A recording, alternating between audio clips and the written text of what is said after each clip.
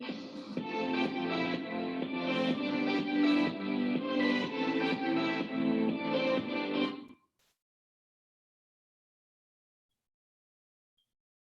probability scale and the two methods of estimating probability.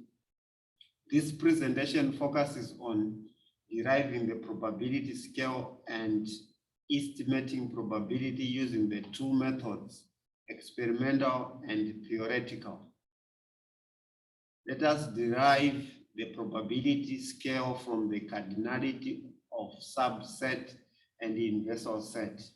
Recall that cardinality of a set refers to number of elements in a set.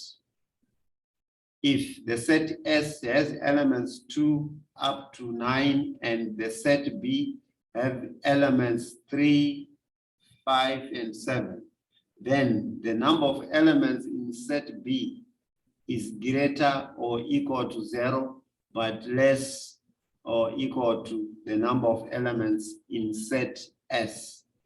Since B is contained in S, that means B is a subset of S. These three elements in B are in S. Therefore, B is contained in set S.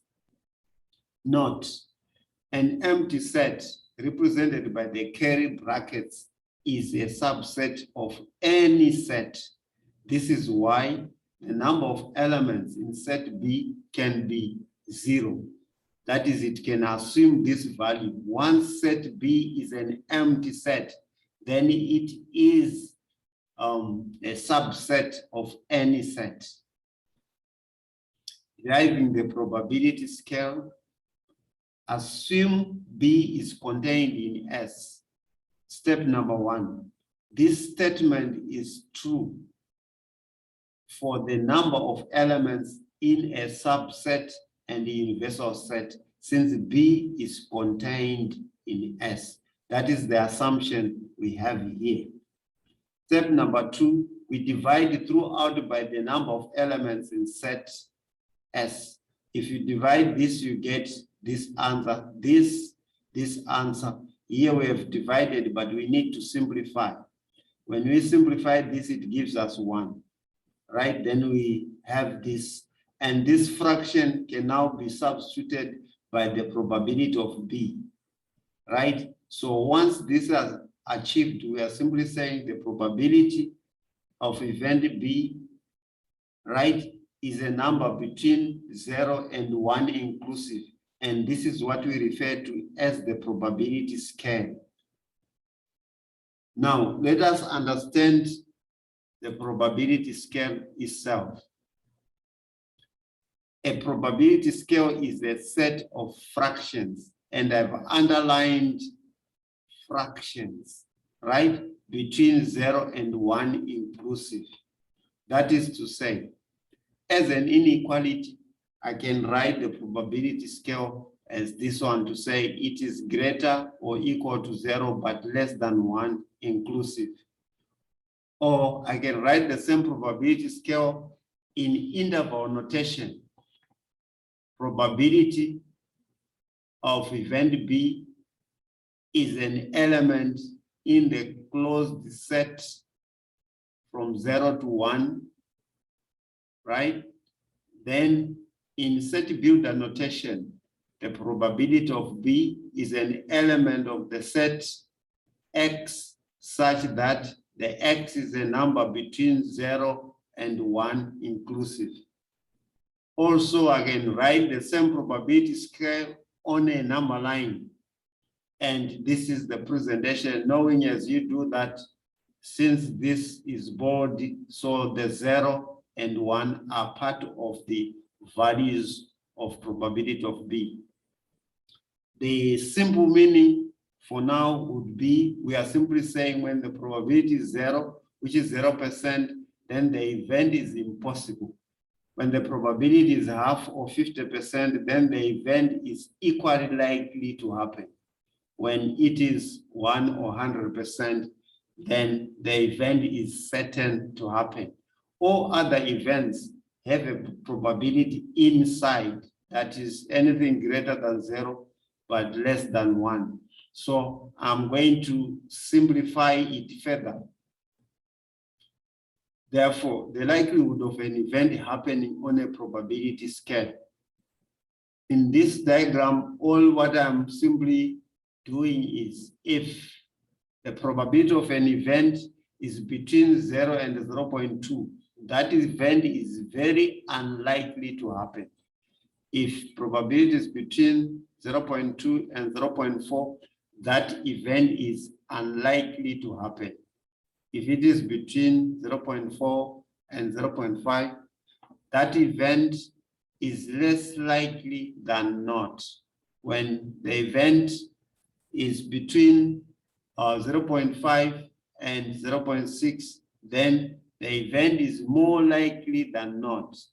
If the probability of the event is between 0.6 and 0.8, the event is likely to happen. When it's between 0.8 and 1, then the event is very likely to happen. These fractions, decimal fractions as they are given, can be converted or represented as percentages. And this is what is indicated here, such that obviously probabilities can be given as decimal fractions or percentages. That you need to be clear on that. So as such, when we interpret the inequality superficially, we are saying if P, that is the probability of B, is equals to 0, then event B is impossible. If the probability of B is equals to 1, then event B is certain to happen.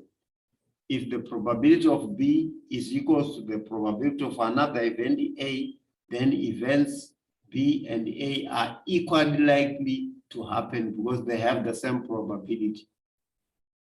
If probability of B is less than probability of A, then event A is more likely to happen than event B because its probability is bigger than that of event B.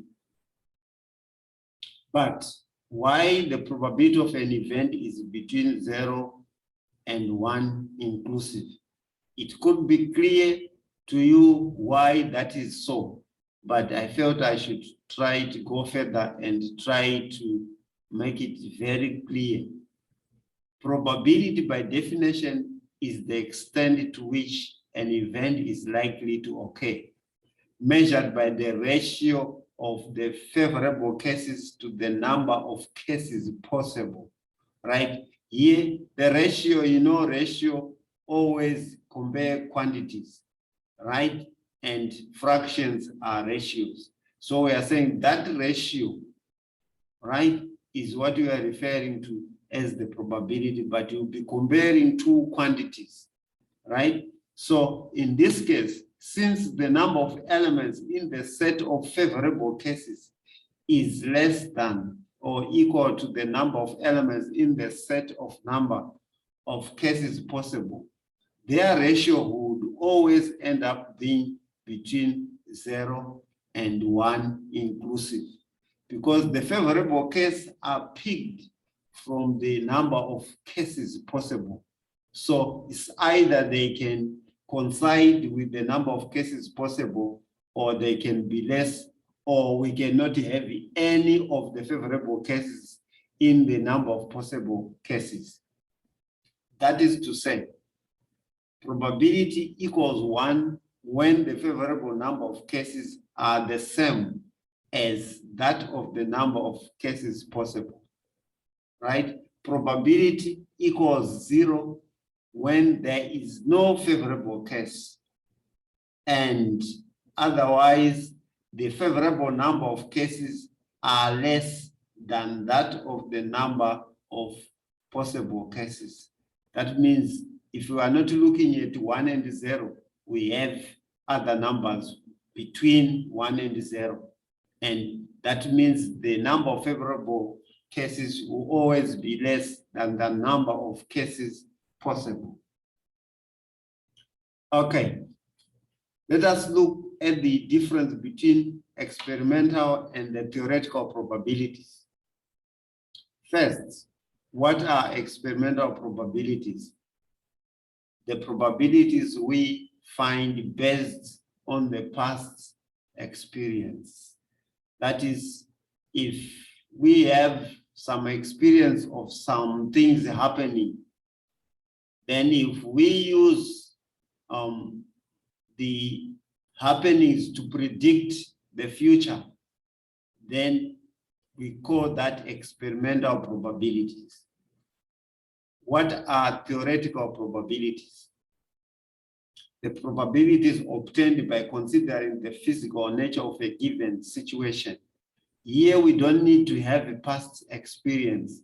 All what we need to know is to actually know the physical nature of the situation. Then we take it from there. Let us look at this example of experimental and theoretical probabilities.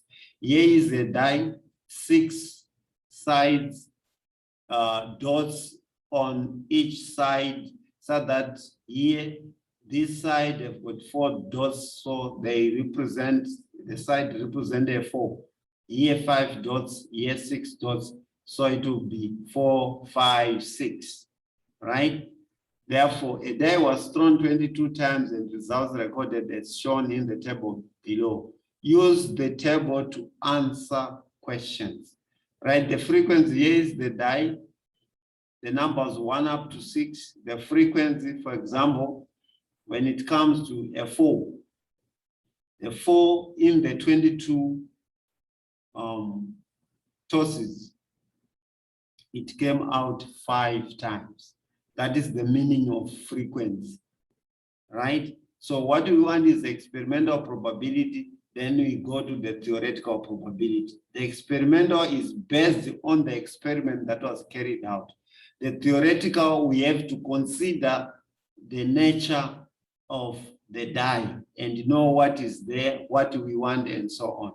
So as such, we want to find the probability of getting 1, 2, 3, 4, 5, 6 in the next trials, especially basing our probability on the experimental. But the theoretical has nothing to do with the experiment that we had.